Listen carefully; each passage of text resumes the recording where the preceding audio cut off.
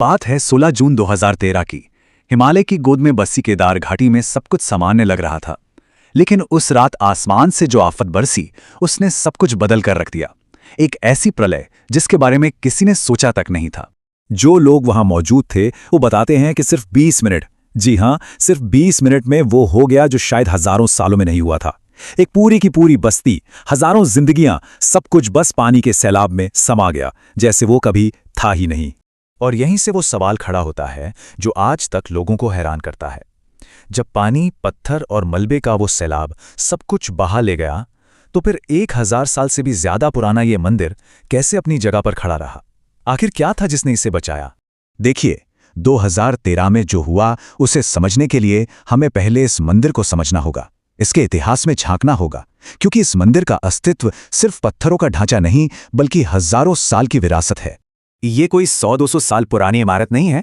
हम बात कर रहे हैं एक ऐसे स्ट्रक्चर की जो 1000 साल से भी ज्यादा वक्त से हिमालय के कठोर मौसम, बर्फबारी और भूकंपों को झेलता आया है। ये अपने आप में ही एक अजूबा है। इसकी कहानी भी उतनी ही भव्य है। कहते हैं इसकी नींव महाभारत काल में पांडवों ने रखी थी, फिर वक्त के साथ ये कहीं गुम हो गया। 8वीं सदी में आए महान दार्शनिक आदि शंकराचार्य, जिन्होंने इसे फिर से खोजा और इसका जीर्णोद्धार करवाया, और तब से लेकर 2013 तक इसने न जाने कितने हिमस्खलन, कितने भूकंप झेले होंगे, लेकिन जून 2013 में जो हुआ वो इसकी सबसे बड़ी परीक्षा थी। तो चलिए अब सीधा चलते हैं उस रात की तरफ। वो रात जब इस 1000 साल पुरानी विरासत का सामना हुआ प्रकृति के सबसे भयानक रूप से। देखिए, ये जो तबाही थी ये कोई एक घटना नहीं थी। ये असल में एक के बाद एक हुई घटनाओं की एक चेन थी। पहले तो कई दिनों तक लगातार मूसलाधार बारिश होती रही, फिर अचानक पहाड़ों के ऊपर बादल फट गया। इस वजह से मंदाकिनी नदी में इतना पानी आ गया कि वो विकराल हो उठी और अपने रास्ते में आने वाली हर चीज को निगलते हुए आगे बढ़ गई।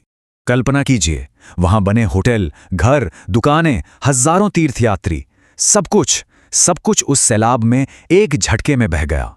मंजर इतना भयानक था कि कुछ बचा ही नहीं।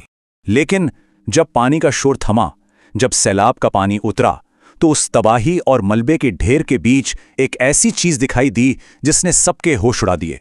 आसपास की पूरी घाटी तबाह हो चुकी थी। केदारनाथ नाम का कस्बा जिसका एक वजूद था वो नक्शे से ही मिट चुका था, और इन सब के बीच वो प्राचीन मंदिर खड़ा था, बिना किसी बड़े नुकसान के, ज्यों का त्यों। यही वो तस्वीर थी जिसने विज्ञान और आस्था दोनों को एक ही सवाल पूछने पर मजबूर कर दिया। ये कैसे हुआ? जब जांच हुई, जब बचे हुए लोगों से बात की गई, तो एक चीज बार बार सामने आई। एक विशालकाय पत्थर, एक शिला जो बाढ़ से पहले वहां नहीं थी, लेकिन अब मंदिर के ठीक पीछे खड़ी थी, मानो कहीं से अचानक प्रकट हो गई हो। और इस शिला ने जो किया वो कमाल था। पानी और मलबे का जो सैलाब सीधा मंदिर से टकराने वाला था, वो इस शिला से टकराया और टकराकर 2 हिस्सों में बंट गया और मंदिर के दोनों तरफ से बहकर निकल गया। इस एक पत्थर ने एक मजबूत ढाल की तरह मंदिर को बचा लिया। अब ये जो घटना हुई, मतलब एक पत्थर का ठीक सही समय पर सही जगह आकर मंदिर को बचा लेना, इसने 2 तरह की थ्योरीज को जन्म दिया, एक विज्ञान की और दूसरी विश्वास की। तो देखिए, 2 अलग अलग नजरिए सामने आते हैं। वैज्ञानिक नजरिया कहता है कि ये एक प्राकृतिक घटना थी। बाढ़ के तेज बहाव ने पहाड़ से एक बड़ा पत्थर तोड़ा और वो लुढ़कता हुआ किस्मत से, बिल्कुल किस्मत से ऐसी जगह आके रुका जिसने मंदिर को बचा लिया।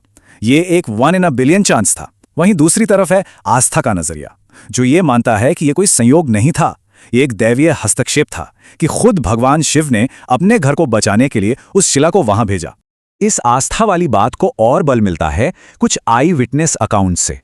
कुछ लोगों ने दावा किया कि उन्होंने उस पत्थर के वहां आने से ठीक पहले मंदिर के पीछे एक बहुत तेज रोशनी चमकती हुई देखी थी।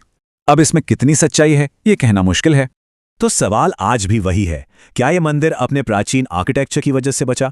क्या इसे बनाने वालों ने इसे जानबूझकर ऐसी मजबूत और सुरक्षित जगह पर बनाया था, या फिर इसे किसी अनदेखी शक्ति ने बचाया? तो आखिर हम इसे क्या माने? जियोलॉजी का एक अविश्वसनीय संयोग या फिर आस्था और भक्ति का एक जीता जागता प्रमाण? इसका जवाब शायद सबके लिए अलग अलग हो सकता है। एक बात तो तय है, 2013 की उस भयानक रात ने केदारनाथ की 1000 साल पुरानी कहानी में एक नया अध्याय जोड़ दिया है।